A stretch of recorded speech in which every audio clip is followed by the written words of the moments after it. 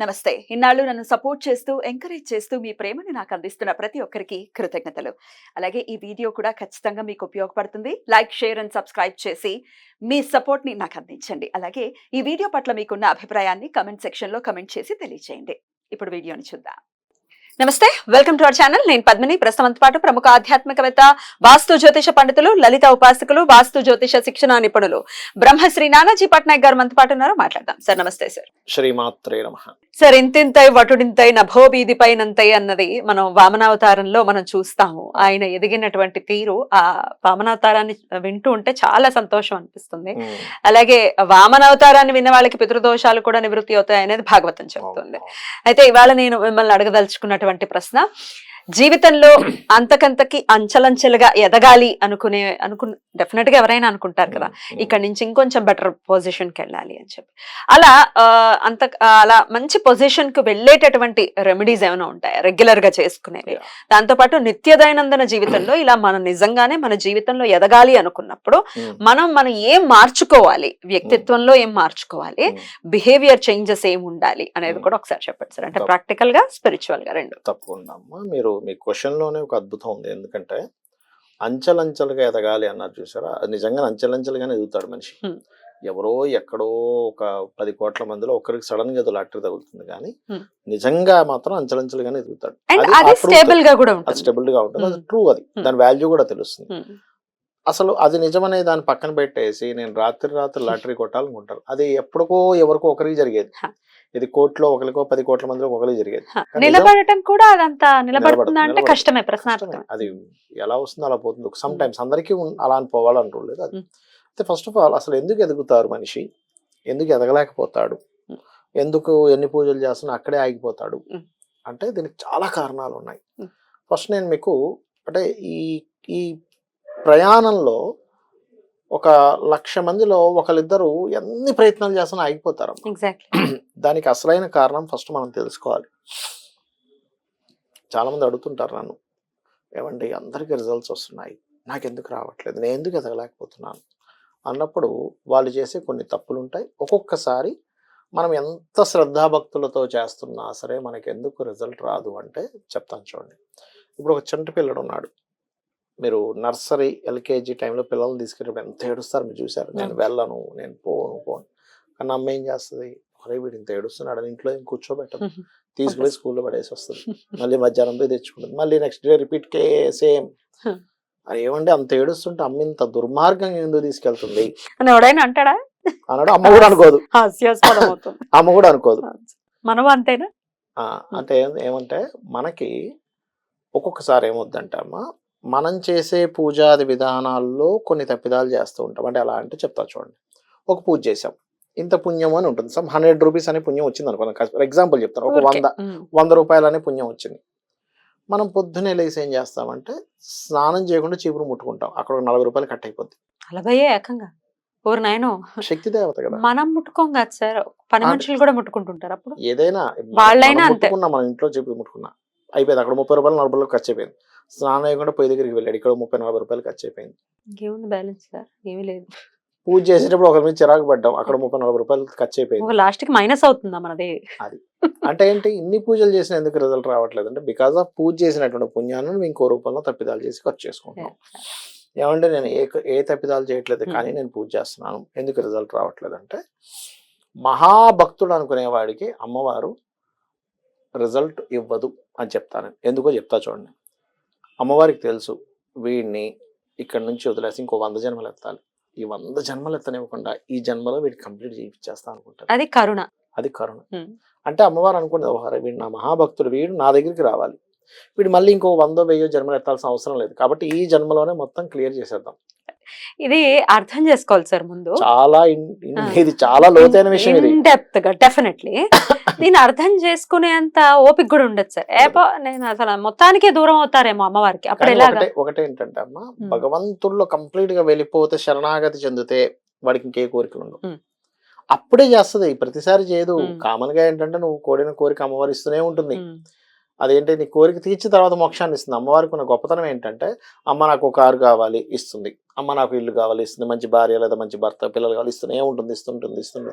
కైవల్యం చెందే సమయం వస్తుంది. అప్పుడు ఏంటంటే మనిషికి లోపల ఒక వైరాగ్యం ప్రారంభం అవుతూ ఉంటుంది. అప్పుడు మాత్రం ఓకే వీడు సంపూర్ణంగా వీడు ఒక స్టేజ్కి వచ్చేసాడు.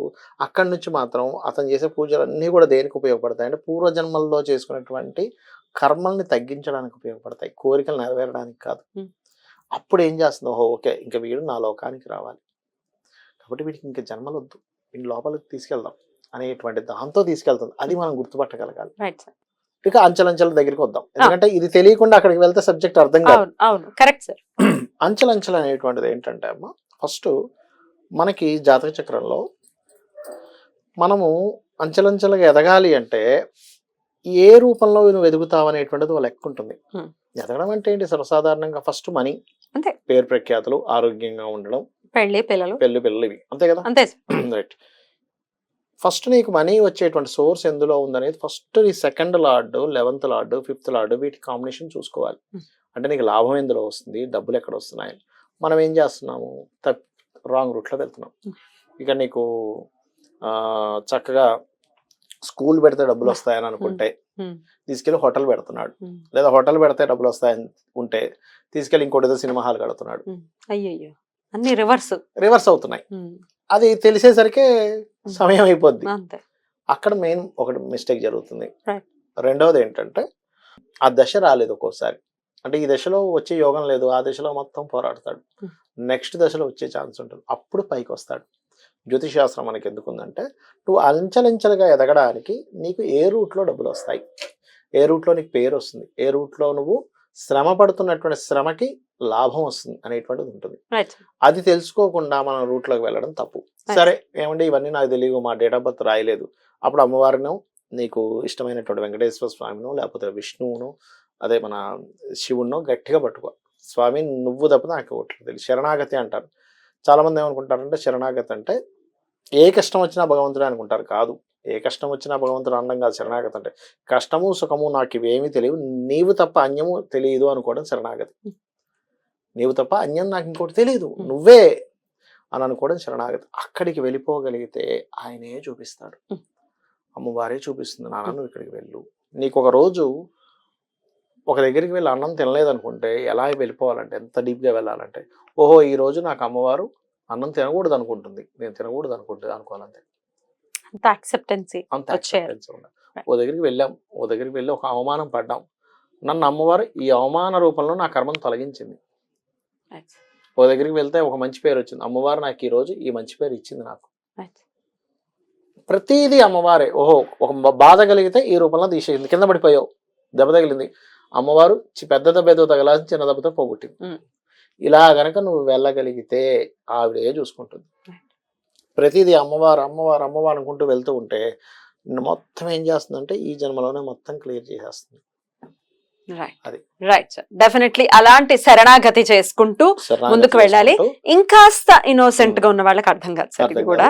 అయితే దీనికి నేను 369 ఫార్ములా ఒకటి చెప్పాను దీనికి, అంచలంచలు ఎదగడానికి. ఏమిటా 369 ఫార్ములా అంటే, ఉదయం నిద్ర లేచిన వెంటనే కూర్చొని మీరు ఏం చేయండి అంటే, ఇట్లా మఠం వేసుకొని సుఖాసనం వేసుకోవచ్చు, లేకపోతే సిద్ధాసనం వేసుకోవచ్చు, పద్మాసనం వేసుకోవచ్చు. పద్మాసనం అంటే కొంచెం పెద్దవాళ్ళకి కష్టం, చిన్న పిల్లలు వేసుకోగలరు. సిద్ధాసనము సుఖాసనం ఎవరైనా వేయచ్చు. సిద్ధాసనం అంటే ఒక కాలు మాత్రం పైకి వస్తుంది,